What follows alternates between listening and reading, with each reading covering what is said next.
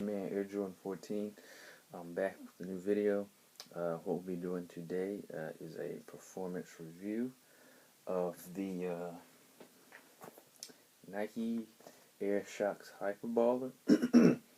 So let's just go ahead and get right into it, shall we? Now, starting as always, I always like to start with the inner of the shoe because, quite frankly, it doesn't matter about the the cushioning, the support, even the fit to a certain extent. Well, it doesn't matter at all, really. If the inner of the shoe is rubbing your foot raw and causing you pain and discomfort, then all of those attributes simply become a moot point because you're not going to wear the shoe. So let's just start right in. And as you can see here, hopefully it shows up here on the camera, is that it's lined with a very smooth material there, and and actually with that, the smooth material, it didn't cause any problems. There's not really any raised seams within the shoe, and any seams are sewn in such a way that it just doesn't cause you any type of problem. So from the inner perspective, I didn't have any problems with the exception of an area dealing with the tongue here, and I'm going to get into that when I come back to the fit. I'll explain why. So from that standpoint, the inner was very, very comfortable right out of the box and everything, so there was no problems with that. Alright, let's shift down to the traction here. Now, as you can see here, the forefoot, most of it, is comprised of a herringbone traction pattern here. You've got a couple of circular areas that act kind of like, I guess it's pivot points here. As you can see, this would kind of go under the ball of your foot, and this would be somewhere around your big toe. And I don't know if you can see it. I'll try to get close. The rubber on this is not as soft as on certain shoes that I've played in, and I'm going to jump right into that in a moment. And the heel, as you can see, is comprised of overlapping concentric circles here, all the way through, and even on this small outrigger, you've got a little this texture of just parallel lines here. The traction on the shoe was pretty good, actually. Didn't really have any issues as far as slippage or anything to that effect. Though, oddly enough, I will say this. It seemed like, I get closer here, these pivot points here, this black rubber here on the forefoot did seem to pick up dust, and you can see some, even now it's still stuck to it, but that area seemed to pick up dust easier in the green portions of the outsole. So once those areas filled up, because the grooves here do not run that deep, and because of the smoothness here of it, because of the pivot points of what it's supposed to be, once that area became dirty, you could definitely feel it, because this shoe is designed for a bigger person. When I would go to plant or make a quick move or something to that effect, particularly, you would have to push off on that area, and I would encounter a bit of just a hair of slippage there. So I had to make sure and be cognizant of keeping that area clean when I was playing on a less than pristine playing surface. So if you do happen to play in these, definitely be mindful of that. As far as the heel area, strangely enough, it wasn't as bad for whatever reason. I didn't encounter that issue that much on the heel. Again, it could be because more of my playing style. Like I said, I'm more of a guard, so consequently, I'm up on my toes more uh, than I am on my heel. So this area didn't get as dirty, or these areas didn't have the opportunity to pick up as much dust as the points here on the outsole. So with the exception of that, the traction was fairly good. It was actually pretty good. I would have liked and thought had the rubber on the outsole here been a little softer, maybe that would have made it all the better. It just would have made it a little more grippy. But nonetheless, despite that, even this circular pattern, so it worked together to definitely give you fairly good traction on the shoe.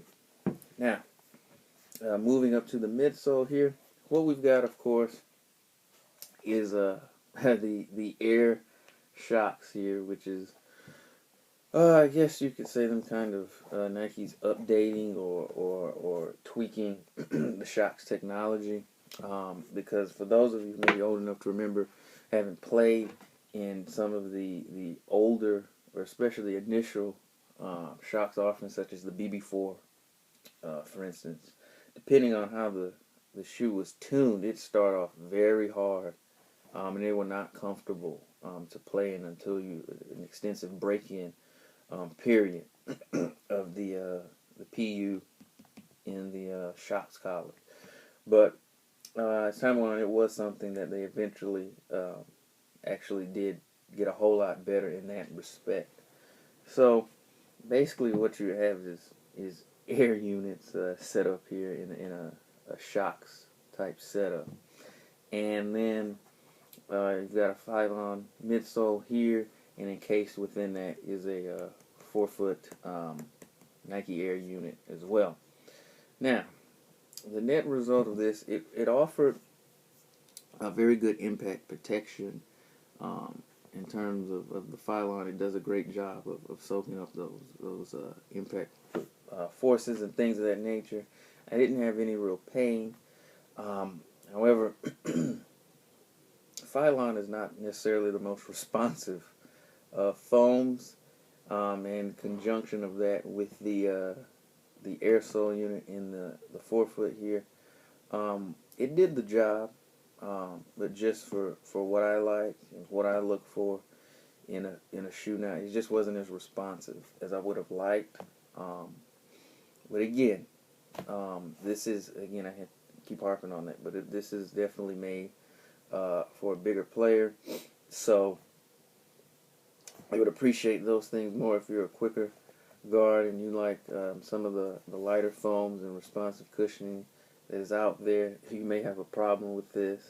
Like I said, I knew the cushioning was there, I just could never feel it, and that's something that was big. But did it do its job? Absolutely. So for what it was there for, it did do its job as far as the cushioning. Now, moving up to the upper here, now as you can see, it is comprised of the fused upper. And for those of you who may not know what that means, is Hyperfuse is one of Nike's techniques now for putting together shoes, where you just take 3 layers and you bond them together, and it gives you this upper here, and does so without the traditional stitching and overlays to give you kind of that support here, and it cuts down on the weight and things of that nature. Excuse me. Now, when I initially looked at it, let me get the other one so I can kind of, I said, wow, it just looks like the Hyperfuse 2011 with a Shox setup here. And if you can tell, there are some differences. For instance, this one is just a hair wider than the Hyperfuse. And for those of you who saw my review on this, I liked the shoe, but I did have some issues. I would have liked a better fit at the midfoot and the heel here. And on this one, some of those same issues carried over, and I'm going to get into the heel here in just a second. Now, as far as the rest of the fit, the upper, it was very good. Like I said, I didn't experience very much movement, at least at the forefoot. The midfoot was, my foot didn't move anything. I'm going to come back and touch on this in a second.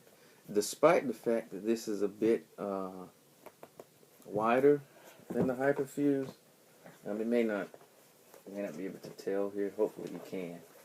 If I hold it that way, may not be perceptible. But this one is a slightly bit wider than the Hyperfuse. So I didn't have any real problems at the forefoot despite that extra room. So I was impressed by that. Now, also let me say this on the area. This lateral wing here, just like on the Hyperfuse 2011, is Phylon, and that also did a great job of keeping your foot on the footbed, a la something to the effect of the Air Penny 1. It had a lateral wing on the side. That was a nice touch as well there. Now, moving back to the heel here, and this was probably one of my main points of contention with the shoe. As I showed you earlier, although it is, I don't know if you can see it, it's fairly well padded, and it's sculpted and molded to cradle your ankle. The problem that I had didn't extend from the construction of the design of this area, per se. My problem was here, okay? And let me do a quick comparison to this tongue and the tongue on the Hyperfuse, and you'll be able to see what I mean. Alright? Now, on the Hyperballer, as you can see, here are the areas of padding. Although you have a mesh tongue, there's nothing really behind it. This tongue is actually very thin. Okay? Now, in the Hyperfuse, what you've got, you have areas of padding here, as well as throughout the instep here, in certain areas where the laces go to prevent the laces on having those pressure points across the top of your foot. And that worked very well. On here, as you can see, the area is noticeably smaller. So, when I put the shoe on and would try to tie it up to make sure that this area was locked down, I had it all the way up to the topmost eyelet. And I had just some areas, it wasn't quite locking down on my heel. So, when I went to tie it up, what was happening is it could be because the padding on here is nowhere near as thick as it is on the Hyperfuse, and it's not. And even though how it's broken up, that's those two things. So what was happening was, despite this modicum of padding here, the laces, and this could just be an issue with my particular foot, would fall, I don't know if you can tell, between the padding basically. And so when I attempted to tie it, to lace them up, to get the fit that I needed here to lock down at the heel, it was creating a pressure point and a hot spot right here at the top of my foot here, about my ankle, and it made the shoe very painful to wear. So what I actually had to do was to be very careful and make sure, because what I tried to do at first was loosen the shoe, but then I was getting some movement here at the heel, and that was not working at all. So what I had to do was actually make sure that the laces here actually would fall about here, or wherever I tied them.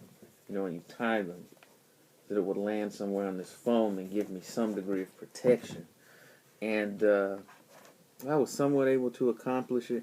I still did have a certain degree of discomfort with that, simply because of the pressure point created there, and that affected, quite honestly, the fit at the heel here, because I couldn't quite lace them up as tight as I needed to. So if you're going to wear these, you may want to try wearing thicker socks to alleviate that problem, if you do have it. I said it could just have been an issue with how my foot fell in the shoe. But if you have that problem, you may want to look into getting a thicker sock. So, but other than that, I said I didn't have any real issues with the fit. I would have liked to have it just a hair better at the midfoot, just like I said on the Hyperfuse 2011. But other than that, in closing on a couple of other points, this is obviously a shoe that is made for a bigger player. So if you are a guard,